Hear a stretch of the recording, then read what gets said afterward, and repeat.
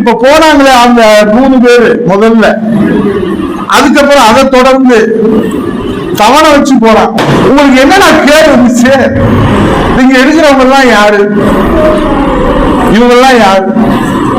மாட மாளிகை கட்டி அண்ணா திராவிட முன்னேற்ற கழகத்தில் இருக்கிறனால எம்எல்ஏ ஆகி, அமைச்சர் ஆகி, மாவட்டம் ஆகி, எம்பி ஆகி, கல்லூரி கட்டி, கல்குவாரி கட்டி, ரோடு கான்ட்ராக்ட் எடுத்து செல்வ சீமான்களா இருக்காங்களா?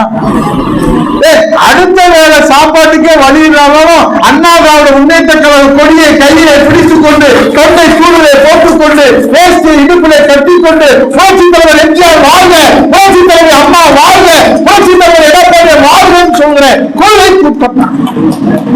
அவரு என்ன முடிவு எடுத்துட்டாங்க? அண்ணா திராவிட முன்னேற்ற கழகத்திற்கு இனி எதிர்காலம் இருக்கிறதா?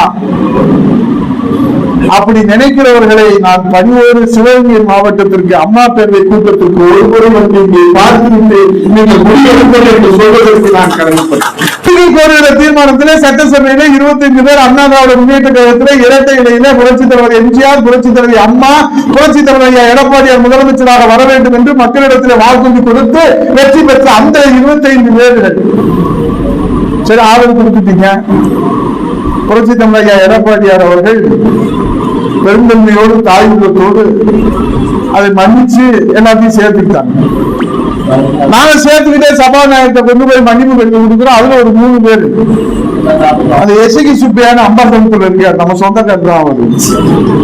மரத குமரவேலுன்னு ஒரு அம்மா, இன்னொருத்தர ஒரு தாராபுரத்துல ஒரு அம்மா, 3 பேரும் போய் டக்குன்னு போய் ராஜினாமா போடுறாங்க. அந்த சண்டாளங்களை இந்த எம்எல்ஏ ஆதரவுக்கான காலங்காலமா அண்ணா திராவிட முன்னேற்ற கழகத்திலே சொத்தை இழந்து, குடும்பத்தை இழந்து, சொந்த பந்தங்களை இழந்து, 1000 இழந்தால் கூட ஒரு வார்டுல ஊராட்சி மன்ற தலைவர் ஆவதற்கு 1000 பேர், லட்சம் பேர் போட்டியாக இருக்கிற போது அண்ணா திராவிட முன்னேற்ற கழகத்தினுடைய அந்த புண்ணியத்திலே சட்டமன்ற உறுப்பினரான நீங்கள் இன்றைக்கு சட்டமன்ற உறுப்பினர் ராஜினாமா செய்திருக்கிறீர்களே, காவிரி பிரச்சனைக்காகவா? ஒரே ஒரு நோக்கம், சுயநலம். இனிமேல அமைச்சராக இல்லாம எங்களால வாழவே முடியாது. நான் 15 ஆண்டு சட்டமன்ற உறுப்பினராக இருக்கிறேன். சாதாரண ஒரு கிளைச்சேரவுடைய பையன், மாணவரணி செயலாளர், எம்ஜிஆர் இளைஞரணி செயலாளர், அம்மா பேரவை செயலாளர், உங்க மாவட்டத்துக்கு பொறுப்பாளர், ராமநாதபுரம் மாவட்டத்துக்கு பொறுப்பாளர், தேனி மாவட்டத்துக்கு பொறுப்பாளர், 10 ஆண்டு அமைச்சர். இங்க இருக்கக்கூடியவர்கள் எல்லோரும் அவரோடு நான் இருந்திருக்கிறேன், அவர்கள் என்னோடு இருந்திருக்கிறார்கள். 5 ஆண்டு சட்டமன்ற எதிர்கட்சி துணைத் தலைவர்.